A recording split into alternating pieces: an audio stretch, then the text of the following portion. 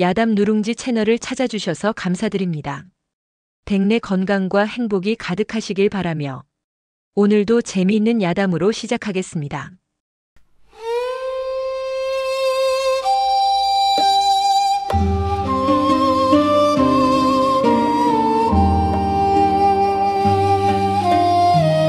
한양에서도 세도가 드높기로 이름난 이조판서 김희철 대감의 집에 큰 우환이 닥쳤습니다. 하나뿐인 아들이 장가들어본 손주가 100일을 갓 넘겼을 무렵 집안에서 가장 손이 맵고 부지런하던 여종 서리의 몸에 이상한 조짐이 보이기 시작한 것입니다. 처음에는 그저 피곤해서 생긴 뾰루지련이 여겼으나 날이 갈수록 붉은 반점은 온몸으로 퍼져나갔고 나중에는 진물까지 흐르며 흉측하게 변해갔습니다. 의원을 불렀지만 의원조차 고개를 저으며 말했습니다. 마님, 이 병은 소인이 감히 진단하기 어렵습니다만 아무래도 악질 중에 악질인 듯합니다. 속히 격리하심이 옳을 듯하옵니다. 그날 밤 김 판서의 부인인 윤씨 부인이 잠자리에 든 남편을 흔들어 깨웠습니다. 대감, 이 일을 어찌하면 좋겠습니까? 의원도 혀를 내두르며 물러갔습니다. 저 아이 필시 문둥병이 틀림없습니다. 김 판서는 한숨을 쉬며 돌아 누웠습니다. 마님, 설마요. 우리 집에서 10년 넘게 일한 아이요. 성실하고 착한 아이인데 어찌 그런 몹쓸 병이. 대감, 지금 그 아이 사정이 문제입니까? 이제 겨우 100일 넘은 우리 귀한 손주에게 병이라도 옮으면 어찌하시렵니까? 당장 내일 날이 밝는 대로 저 아이를 집에서 내보내야 합니다. 윤씨 부인의 서슬, 퍼런 목소리에 김 판서는 더는 말을 잇지 못했습니다. 다음 날 아침 서리는 안채 마님 앞으로 불려나갔습니다. 아무것도 모르는 서리는 그저 무릎을 꿇고 고개를 조아렸습니다. 마님 부르셨사옵니까? 내 인연, 내 몸이 어떤지 내가 더 잘 알 터인데 어찌 감히 이 집안에 발을 붙이고 있었더냐. 갓난아기에게 몹쓸 병이라도 옮기려 작정했어. 윤씨 부인의 호통에 서리는 그제야 자신의 몸 때문이라는 것을 깨닫고 눈물을 쏟으며 땅에 이마를 찧었습니다. 마님, 소인도 어찌된 영문인지 모르겠습니다. 며칠 쉬면 나을 줄 알았습니다. 제발 이 집에서만 쫓아내지 말아 주십시오. 마님께서 주시는 매를 맞고 곳간에 갇혀도 좋사오니 제발. 서리는 애원했지만 윤씨 부인의 마음은 얼음장처럼 차가웠습니다. 시끄럽다. 여봐라, 전연의 입을 막고 당장 끌어내어 사대문 밖 식구다리에 내다 버려라. 다시는 한양 땅에 발도 못 붙이게 아주 멀리 내다 버리란 말이다. 명령이 떨어지자마자 건장한 행랑. 종 2명이 달려들어 서리의 팔을 우악스럽게 잡아챘습니다. 마님, 대감마님, 제가 10살의 부모를 잃고 이 집에 들어와 20해를 넘게 청춘을 바쳤습니다. 제발 이리 내치지는 말아주십시오. 서리의 절규는 발버둥과 함께 공허하게 흩어졌습니다. 행랑 종 돌쇠가 귀찮다는 듯 투덜거렸습니다. 에이 진짜, 오늘따라 날은 왜 이리 덥다냐. 사람 미치겠네. 옆에 있던 다른 종 막동이가 주위를 살피며 말했습니다. 쉬, 돌쇠 형. 누가 듣겠네. 얼른 끌고 나가세. 가서 막걸리나 한 사발 해야지. 냄새 때문에 머리가 다 아프다. 그들은 서리를 거친 가마니에 둘둘 말아 지게에 싣고 한양을 빠져나갔습니다. 서리는 가마니 속에서 숨이 막혀왔지만 그보다 더한 절망이 그녀의 심장을 옥죄었습니다. 가족처럼 믿고 따랐던 주인에게 버림받았다는 사실, 그리고 이제 죽을 일만 남았다는 공포가 온몸을 휘감았습니다. 한참을 걸어 인적이 완전히 끊긴 산기슭에 다다르자 두 사내는 지게를 내려놓았습니다. 그곳은 버려진 시신이나 오물을 내다버리는 살아있는 사람은 얼씬도 하지 않는 식구다리 근처였습니다. 돌쇠가 가마니를 풀어 헤치며 침을 뱉었습니다. 자, 이제 여기가 내 집이다. 다시는 한양 쪽으로 고개도 돌리지 마라. 알았냐? 서리는 진물이 흐르는 몸으로 겨우 기어나와 마지막 힘을 다해 빌었습니다. 돌쇠 아재, 막동이 오라버니, 제발 저 좀 살려주십시오. 제가 이 은혜는. 막동이는 고개를 저으며 뒤돌아섰습니다. 미안하다 서리야. 우리도 어쩔 수 없는 종놈들 아니냐. 마님 명이 지엄하신데 어쩌겠노. 그냥 여기서 조용히 눈 감으려무나. 두 사내는 미련 없이 등을 보이고 산을 내려갔습니다. 서리는 멀어져 가는 그들의 뒷모습을 보며 목 놓아 울 힘도 없이 그 자리에 쓰러졌습니다. 해는 뉘엿뉘엿 서산을 넘어가고 있었고 차가운 산바람이 상처난 맨살을 스치자 뼛속까지 시려왔습니다. 까마귀 떼가 머리 위를 날며 음산하게 울어댔습니다. 이렇게 죽는구나. 내 팔자가 이리도 기구하구나. 서리는 흐려지는 의식 속에서 10살적 처음 이 집에 들어오던 날 찬밥 한 덩이를 건네주던 무뚝뚝한 대감의 얼굴을 떠올렸습니다. 그 작은 온기가 마지막 기억인 듯 아련했습니다. 그때 저만치 내려가던 돌쇠가 잠시 멈칫하더니 허리춤에 찼던 작은 물 조롱박 하나를 슬며시 뒤로 던지고는 다시는 돌아보지 않고 황급히 사라졌습니다. 대구르르 굴러온 물 조롱박이 서리의 손끝에 닿았습니다. 마지막 남은 인간의 정이었을까요? 서리는 떨리는 손으로 조롱박을 그려쥐고 텅 빈 하늘을 바라보며 조용히 눈물을 흘렸습니다. 죽음의 그림자가 성큼 다가오고 있었습니다. 사방이 칠흑 같은 어둠에 잠기고 풀벌레 소리마저 스산하게 들려올 무렵이었습니다. 죽음의 문턱에서 서리의 희미한 숨결이 꺼져가고 있을 때였지요. 바로 그때 산길을 따라 내려오는 등불 하나가 개똥벌레처럼 깜빡였습니다. 등불의 주인은 백발이 성성한 노승이었습니다. 그는 허리에 약초 바구니를 찬 채 지팡이에 의지하여 한 걸음 한 걸음 힘겹게 발을 옮기고 있었습니다. 허허, 오늘따라 유난히 달빛이 흐리구나. 이러다 길이라도 잃으면 이 늙은이가 산중에서 객사하겠네.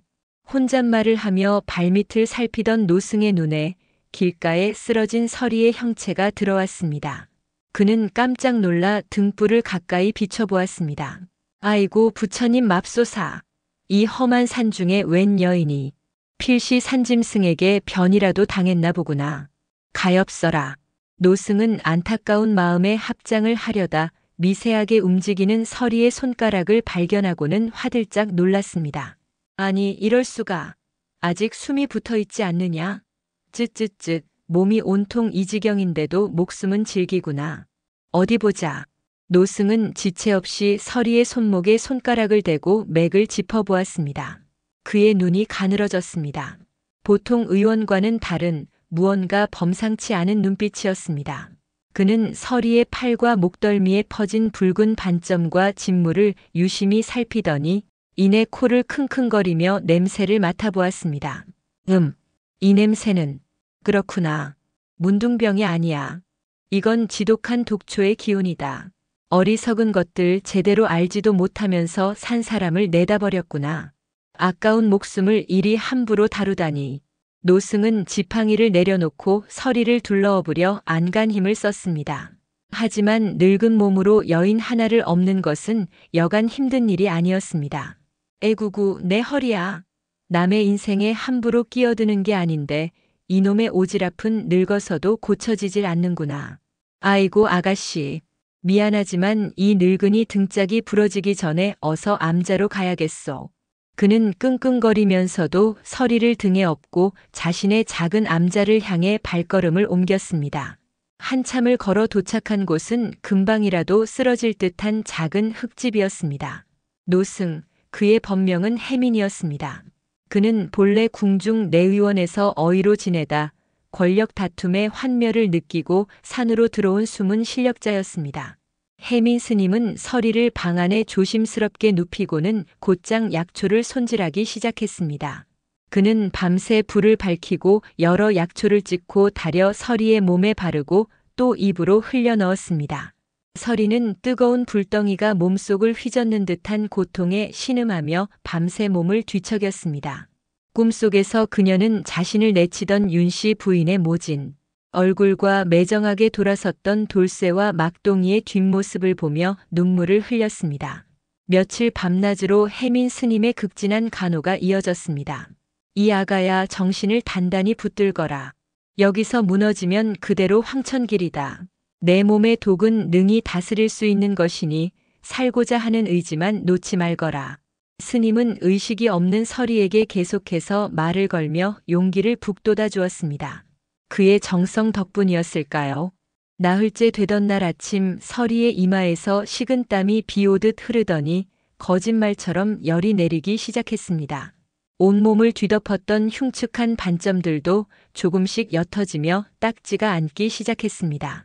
그리고 닷새째 되는 날 서리는 마침내 무거운 눈꺼풀을 들어 올렸습니다. 눈에 들어온 것은 낯선 흑벽 천장이었습니다. 코끝에는 쌉쌀한 약초 냄새가 맴돌았습니다. 고개를 돌리자 백발의 노승이 죽을 끓이고 있는 모습이 보였습니다. 여기는 어디입니까?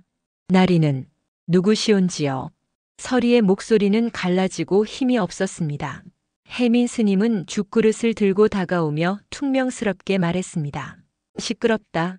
정신이 들었으면 죽이나 먹을 것이지 웬 말이 그리 많으냐. 내가 내 눈에는 나리로 보이느냐? 이 산중의 땡중이다. 서리는 어리둥절한 표정으로 스님을 바라보았습니다. 스님은 죽그릇을 내밀며 말을 이었습니다. 내년이 식구다리 근처에서 반쯤 죽어가는 것을 내가 업고 왔다. 문둥병인 줄 알고 버려졌더구나. 허나 그건 문둥병이 아니라 승검초라는 독초에 중독된 것이었다. 아마 내가 일하던 집에 그 독초가 있었던 게지. 이제 독은 거의 다 풀었으니 이 죽을 먹고 기운을 차리거라. 그제야 모든 상황을 파악한 서리의 눈에서 굵은 눈물방울이 뚝뚝 떨어지기 시작했습니다. 자신을 살리기 위해 밤낮으로 애썼을 스님의 모습이 눈앞에 그려지는 듯 했습니다. 스님. 소인은 죽은 목숨이라 여겼습니다. 스님께서 저를 살려주셨습니다. 이 은혜를 어찌 다 갚아야 할지. 서리는 북받치는 감정에 말을 잇지 못하고 흐느꼈습니다. 해민 스님은 한숨을 푹 쉬며 말했습니다. 은혜는 무슨 놈의 은혜. 어서 죽이나 들거라. 다 먹기 전에는 한숨도 못 자게 할 것이다. 그리고 나는 해민이라 한다. 무뚝뚝한 말투였지만 그 안에는 따스한 온기가 가득했습니다. 서리는 떨리는 손으로 죽그릇을 받아들였습니다. 뜨거운 눈물이 슴슴한 죽 위로 떨어졌습니다. 그것은 버려진 자신에게 주어진 두 번째 삶의 맛이었습니다. 해민 스님의 암자에서 지낸 지 어느덧 석 달이 흘렀습니다. 서리의 몸은 몰라보게 좋아졌습니다. 지독했던 독 기운은 온데간데 없이 사라졌고 흉측했던 피부의 상처는 흔적도 없이 아물었습니다. 신기하게도 예전보다 더 맑고 투명한 살결이 드러나 마치 갓 피어난 백합처럼 청초한 기운마저 감돌았습니다. 완전히 기운을 차린 서리는 단 하루도 허투루 보내지 않았습니다. 동이특이 무섭게 일어나 암자 구석구석을 쓸고 닦았으며 스님이 뒷산에 약초를 캐러 갈 때면 늘 그림자처럼 따라 나섰습니다. 처음에는 그저 짐을 들어드리는 정도였지만 눈썰미가 좋고 기억력이 비상했던 서리는 스님이 캐는 약초의 이름과 효능을 하나하나 귀담아 듣고 외웠습니다. 스님, 이것은 상처에 지혈 효과가 있다는 띠뿌리가 맞는지요? 허허, 제법이구나. 맞다. 그럼 저기 바위 틈에 핀 노란 꽃은 무엇에 쓰는 물건인고? 그것은 감초이옵니다. 다른 약재의 독성을 중화시키고 맛을 좋게 한다고 하셨습니다. 해민 스님은 대견하다는 듯 고개를 끄덕이면서도 괜히 퉁명스럽게 말했습니다. 아는 채는 아직 멀었다. 어서 약초 바구니나 제대로 짊어지거라. 이 늙은이 힘 빠져서 쓰러지겠다. 말은 그리해도 해민 스님의 얼굴에는 흐뭇한 미소가 떠나지 않았습니다. 그날 저녁 서리는 정성껏 지은 저녁상과 함께 자신이 산에서 따로 캐온 취나물로 무침을 만들어 올렸습니다. 향긋한 나물 맛에 해민 스님은 눈을 동그랗게 떴습니다. 이런, 내가 언제 이런 것까지 배웠느냐. 솜씨가 제법이구나. 스님께서 산나물은 데쳐서 들기름에 조물조물 묻혀야 향이 산다고 하신 말씀을 기억하고 있었을 뿐입니다. 기억력 하나는 쓸데없이 좋구나. 밥이나 더 가져오너라. 오늘따라 밥맛이 꿀맛이로구나. 스님은 연신 밥그릇을 비워내면서도 칭찬에는 인색했습니다. 하지만 서리는 스님의 무뚝뚝한 말투 속에 담긴 따스함을 느낄 수 있었습니다. 어느새 두 사람은 진짜 할아버지와 손녀처럼 서로를 아끼고 의지하는 사이가 되어 있었습니다. 그러던 어느 날이었습니다. 혜민 스님이 서책을 보다가 잠시 졸고 있을 때였습니다. 서리는 스님이 덮어놓은 책의 글자들이 궁금했습니다. 까막눈이었지만 스님이 약초 이름을 알려줄 때마다 함께 보여주었던 글자 모양들을 어깨 너머로 본 기억이 있었습니다. 그녀는 조심스럽게 책을 펼쳐놓고 손가락으로 글자를 하나하나 짚어보았습니다. 이것은 사람 인자, 저것은 외산자. 그때 등 뒤에서 헛기침 소리가 들렸습니다. 크흠, 거기서 무얼 하고 있느냐. 깜짝 놀란 서리가 황급히 무릎을 꿇었습니다. 스님, 소인이 감히 스님의 책에 손을 대었습니다. 죽을 죄를 지었습니다. 혜민 스님은 서리를 꾸짖는 대신 나지막이 물었습니다. 글을 읽고 싶으냐? 예, 스님. 까막눈으로 평생을 살았는데 스님 곁에 있다 보니 글이 궁금해졌습니다. 소인 같은 천한 것이 가질 수 없는 욕심인 줄은 아오나 서리의 눈에 간절함이 가득했습니다. 혜민 스님은 한참 동안 말이 없다가 깊은 한숨과 함께 입을 열었습니다. 내 신분이 어떠하든 배우고자 하는 마음에 어찌 귀천이 있겠느냐. 좋다. 이 늙은이가 죽기 전에 마지막으로 제자 하나를 키워보는 것도 나쁘지 않겠지. 스님은 곧장 창고로 가더니 먼지 쌓인 서책 한 권을 들고 나왔습니다. 바로 천자문이었습니다. 내일부터 하늘 따지부터 시작이다. 다만 내 가르침은 매우 엄하다. 중간에 힘들다고 눈물 콧물 짜는 일은 없어야 할 것이다. 알겠느냐? 예, 스님. 어떤 가르침이든 달게 받겠습니다. 정말 감사합니다. 서리는 감격에 겨워 몇 번이고 이마를 조아렸습니다. 그날 이후 서리의 삶은 또 한 번 바뀌었습니다. 낮에는 스님을 따라 약초를 캐고 살림을 돌보고 밤에는 등불 아래에서 글공부를 했습니다. 총명한 머리와 강한 의지 덕분에 서리의 학문은 하루가 다르게 늘어갔습니다. 천자문을 뗀 후에는 소학 명심보감 등 여러 서책을 두루 익혔습니다. 혜민 스님은 글뿐만 아니라 자신이 어의 시절에 익혔던 의술의 기초와 침술, 그리고 궁중의 법도와 예절까지도 조금씩 가르치기 시작했습니다. 너는 이제 더 이상 종이 아니다. 언젠가 이 산을 내려가 세상 속에서 살아가야 할 터, 천한 말씨와 행동으로는 스스로를 지킬 수 없다. 말 한마디 걸음걸이 하나에도 기품을 담아야 하느니라. 어느덧 2년이라는 세월이 흘렀습니다. 이제 서리에게서는 과거 비천한 종의 모습을 찾아볼 수 없었습니다. 고된 노동으로 거칠었던 손마디는 글씨를 쓰는 고운 손으로 변했고 주눅 들었던 어깨는 꼿꼿하게 펴졌습니다. 맑은 눈에는 지혜의 빛이 서렸고 말씨와 몸가짐에서는 양갓집 교수 못지않은 단아함이 배어나왔습니다. 어느 맑은 날 서리는 약초를 씻기 위해 암자 앞 계곡으로 갔습니다. 맑은 물에 비친 자신의 모습을 본 서리는 저도 모르게 눈시울이 붉어졌습니다. 식구다리에서 죽음만을 기다리던 흉측한 모습은 온데간데 없고 맑았고 건강한 얼굴의 여인이 거기에 있었습니다. 스님, 정말 고맙습니다. 서리는 흐르는 눈물을 닦으며 자신에게 새로운 삶을 선물한 스님에 대한 감사함과 벅찬 감동으로 한동안 자리에서 일어서지 못했습니다. 종달새가 비바람을 이겨내고 고고한 학으로 다시 태어나는 순간이었습니다. 그해 가을 단풍이 산을 붉게 물들이던 어느 날이었습니다. 깊은 산중에 갑자기 요란한 말발굽 소리와 함께 사람들의 다급한 외침이 울려 퍼졌습니다. 마침 암자 근처에서 도라지를 캐고 있던 서리는 깜짝 놀라 소리가 나는 쪽으로 고개를 돌렸습니다. 저 멀리 험준한 산비탈에서 사냥꾼 복장을 한 사내 하나가 성난 멧돼지에게 쫓기고 있었습니다. 크억, 이놈의 짐승이.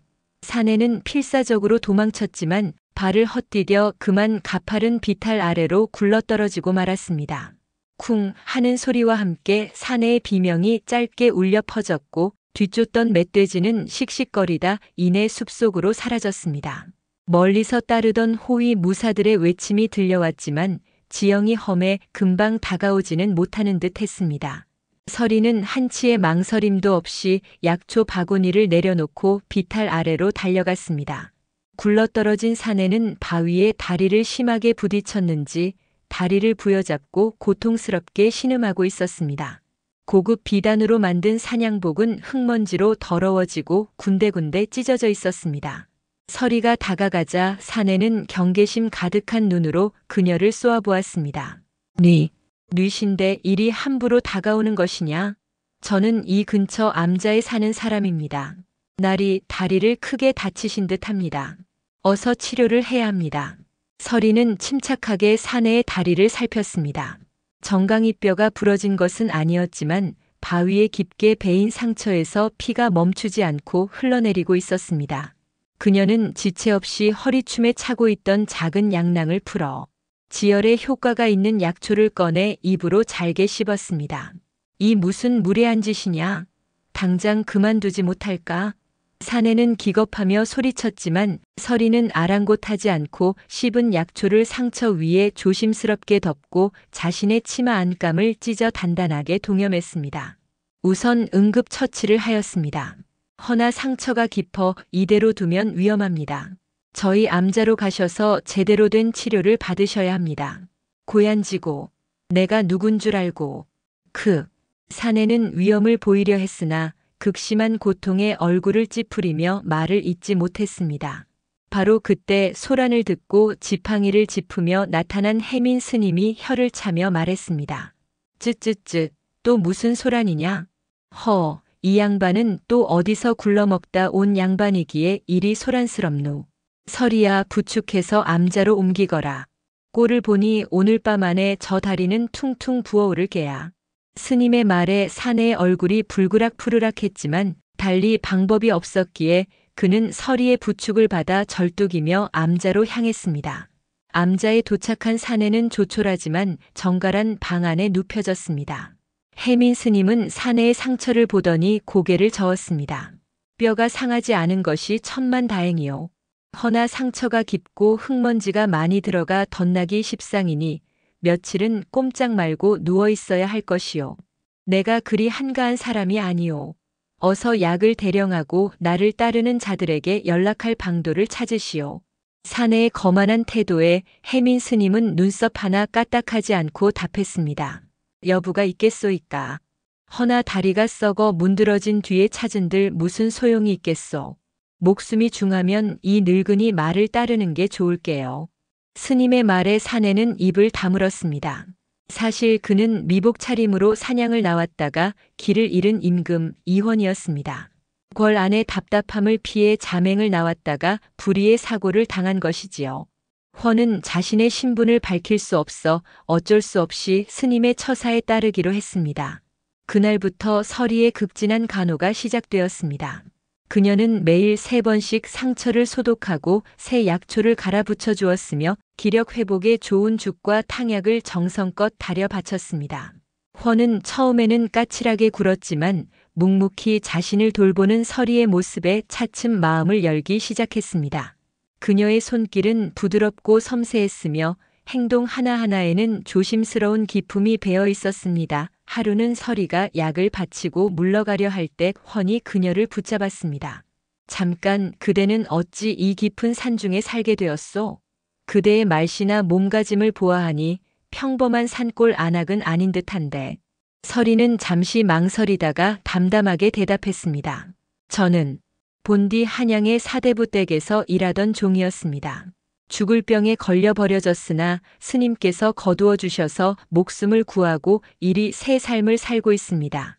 그녀의 대답에 훤은 큰 충격을 받았습니다. 이토록 고운 여인이 종의 신분이었다는 것도 죽을 병에 걸려 버려졌다는 것도 믿기 어려웠습니다. 밤이 깊어 모두가 잠든 시간 훤은 끙끙거리며 몸을 일으켜 창호지 틈으로 건넌방을 엿보았습니다. 그곳에서는 서리가 희미한 등불 아래에서 서책을 읽고 있었습니다. 책을 읽는 그녀의 맑은 얼굴 위로 고요한 지성의 빛이 흐르는 듯 했습니다.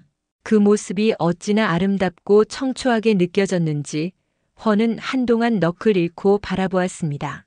다음 날 훤은 한결 부드러워진 목소리로 서리에게 물었습니다. 어젯밤 보니 책을 읽고 있던데 무슨 책이었소? 논어를 읽고 있었습니다. 스님께서 배움에는 끝이 없다고 하셔서. 논어라. 허허, 참으로 놀라운 일이요. 이 산골에서 논어를 읽는 여인을 만나게 될 줄이야. 그대의 이름은 무엇이오? 설이라 하옵니다. 설이 눈처럼 맑고 희다는 뜻인가. 이름이 그대와 꼭 어울리는구려. 훤은 설이와 대화를 나눌수록 그녀의 지혜와 따뜻한 마음에 깊이 매료되었습니다. 며칠 후 훤의 상처는 거의 아물었고 그를 찾아 헤매던 호위 무사들이 마침내 암자를 찾아냈습니다. 떠나야 할 시간이 된 것입니다. 훤은 못내 아쉬운 마음을 감추지 못했습니다. 그는 설이에게 다가가 허리춤에 차고 있던 값비싼 비취 놀이개 하나를 풀어 건넸습니다. 설의 낭자, 그동안의 은혜에 진심으로 감사하오. 이것은 내 작은 성의이니 부디 받아주시오. 언젠가 내가 반드시 이 은혜를 갚으러 다시 찾아오겠소. 설이는 손사래를 치며 사양했지만 훤은 억지로 그녀의 손에 놀이개를 쥐어주고는 뒤도 돌아보지 않고 암자를 떠났습니다. 설이는 그의 뒷모습이 사라질 때까지 한참을 그 자리에 서 있었습니다. 손안에 남은 차가운 비취의 감촉이 마치 꿈처럼 느껴졌습니다. 궁으로 돌아온 임금 이헌은 밤낮으로 설이의 모습이 눈앞에 아른거려 잠을 이룰 수가 없었습니다. 정치와 권력 다툼으로 얼룩진 궁궐 안에서 보았던 그 어떤 여인과도 다른 맑고 총명하며 강인한 설이의 모습이 그의 마음을 온통 사로잡아 버린 것입니다. 며칠을 고심하던 훤은 마침내 결단을 내렸습니다. 그는 가장 신이 많은 내관을 조용히 불렀습니다. 어명을 내리겠다. 의장과 행렬을 갖추어 나를 따르라. 아주 귀한 손님을 궐 안으로 모셔올 것이다. 며칠 후 평화롭기만 하던 해민 스님의 암자에 천지를 뒤흔드는 듯한 말발굽 소리와 함께 화려한 깃발을 앞세운 왕의 행차가 당도했습니다. 산골의 동물들은 모두 숨을 죽였고 해민 스님과 설이는 어안이 벙벙하여 마당으로 나섰습니다. 잠시 후 용포를 차려입은 훤이 위험 있는 모습으로 말에서 내렸습니다. 그가 바로 이 나라의 지존, 임금이라는 사실에 설이는 저도 모르게 땅에 엎드려 부들부들 떨었습니다. 훤은 그런 설이에게 다가가 부드러운 목소리로 말했습니다. 일어서시오, 설의 낭자. 내가 약조하지 않았소. 반드시 은혜를 갚으러 오겠다고. 나는 그대를 잊을 수가 없었소. 부디 나와 함께 궁으로 가서 내 곁을 지켜주시오. 설이는 감히 고개를 들지 못하고 떨리는 목소리로 아뢰었습니다. 전하, 소인 같은 천한 것이 어찌 감히 용안을 바로 뵙고 지존의 곁을 지키겠사옵니까? 이 은혜는 마음으로만 받겠사오니 부디 통촉하여 주시옵소서. 그때 옆에서 조용히 지켜보던 해민 스님이 껄껄 웃으며 나섰습니다. 하하, 이 늙은이 사람 보는 눈은 있어가지고 그저 평범한 사냥꾼은 아닐 것이라 짐작은 했다만 이 나라의 주인이실 줄이야. 설이야, 일어서거라. 이미 하늘이 정해준 너의 운명이다. 어찌 사람의 힘으로 거역하려 하느냐. 스님은 설이의 등을 토닥이며 훤을 향해 예를 갖추었습니다. 전하, 이 아이는 이제 전하의 사람이오니 부디 아끼고 귀히 여겨주시옵소서. 비록 출신은 미천하나 그 심성과 지혜는 천하의 어느 규수에게도 뒤지지 않을 것입니다. 해민 스님의 얼굴에는 대견함과 아쉬움이 뒤섞인 복잡한 미소가 걸려 있었습니다. 설이는 자신을 아버지처럼 보살펴준 스님 앞에 큰 절을 올리며 눈물을 쏟았습니다. 스님, 스님의 은혜는 죽어서도 잊지 않겠습니다. 부디 오래도록 강령하십시오. 허허, 다 큰 처자가 울기는. 어서 가거라. 가서 이 늙은이가 내 덕에 호강 좀 했다고 온 동네 자랑이라도 하게 해다오. 궁 생활이 힘들거든 예전에 내가 일러준 약초들을 잘 쓰도록 하고. 그렇게 설이는 왕의 행렬을 따라 꿈에도 그리던 한양으로 그리고 지엄한 궁궐 안으로 들어가게 되었습니다. 임금은 그녀에게 이시 성과 함께 정사품 수건의 첩지를 내리고 보경당이라는 아름다운 처소를 하사했습니다. 천한 종의 신분에서 하루아침에 임금의 후궁이 된 설이의 이야기는 순식간에 궁궐 전체로 퍼져나갔습니다. 한편 이조판서 김희철의 집안은 풍비박산이 날 지경이었습니다. 설이를 내쫓은 뒤로 어린 손주는 밤낮으로 경기를 일으키며 울어댔고 집안의 대소사는 엉망이 되었습니다. 윤씨 부인은 매일같이 용하다는 무당을 불러 구술했지만 아무 소용이 없었습니다.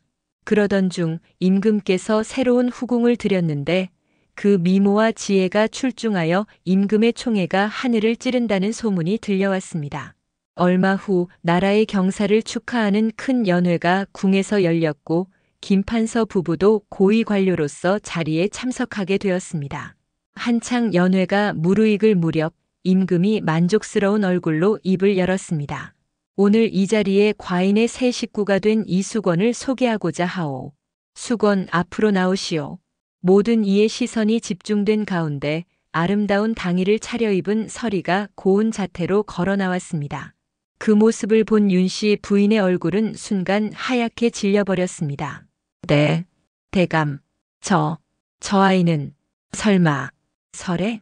김판서 역시 자신의 눈을 의심했습니다. 분명 서리와 닮았지만 그 고고한 기품과 눈부신 미모는 차마 예전의 그 종년이라고는 믿기지 않았습니다. 아닐 것이요. 닮은 사람이겠지. 죽은 아이가 어찌 저곳에. 그들의 수군거림을 들은 듯 임금이 싸늘한 미소와 함께 김판서에게 물었습니다. 김판서, 과인의 수건이 그리도 놀랍소? 하긴 판서댁에서 일하던 종과 꼭 닮았다고 하니 놀랄만도 하지. 임금의 말에 장내에 있던 모든 이들의 시선이 김판서 부부에게로 쏠렸습니다. 김판서의 등줄기에서 식은땀이 흘러내렸습니다. 임금은 말을 이었습니다. 과인이 듣기로 판서댁에서는 충직한 종이 독초에 중독된 것을 문둥병이라 오해하여 산채로 내다버렸다고 하더이다. 참으로 안타까운 일이요. 만약 그 아이가 살아 돌아온다면 판서는 어찌하겠소? 김판서와 윤씨 부인은 그 자리에서 얼어붙고 말았습니다. 이제 모든 것을 알게 된 것입니다. 그들이 죽으라고 내다버린 서리가 바로 임금의 여인이 되어 눈앞에 서 있었습니다. 두 사람은 바닥에 납작 엎드려 머리를 조아렸습니다. 전하, 죽을 죄를 지었나이더. 소인들의 어리석음을 용서하여 주시옵소서. 모두가 숨을 죽이고 서리의 반응을 기다렸습니다. 그녀가 한마디만 하면 김판서의 집안은 멸문지화를 당할 수도 있는 상황이었습니다. 서리는 조용히 헌에게 다가가 고개를 숙였습니다. 전하, 부디 노여움을 거두어 주시옵소서. 지난날의 일은 모두 소인의 부족한 복탓이라 생각하고 잊은 지 오래입니다. 저들을 벌하신다 하여 죽었던 목숨이 다시 살아나는 것도 아니오니 전하의 너그러우신 은혜로 덮어주시옵소서. 서리의 말에 헌은 깊은 감동을 받았고 김판서 부부는 부끄러움과 안도감에 눈물만 흘렸습니다. 이 일로 김판서는 모든 관직에서 물러나 낙향했고 그의 세도는 하루아침에 물거품처럼 사라졌습니다. 이후 서리는 임금의 가장 큰 총애를 받는 후궁으로서 스님에게 배운 의술과 지혜로 백성을 돌보는데 힘썼으며 훗날 왕자를 낳아 대비의 자리에까지 오르게 되었습니다.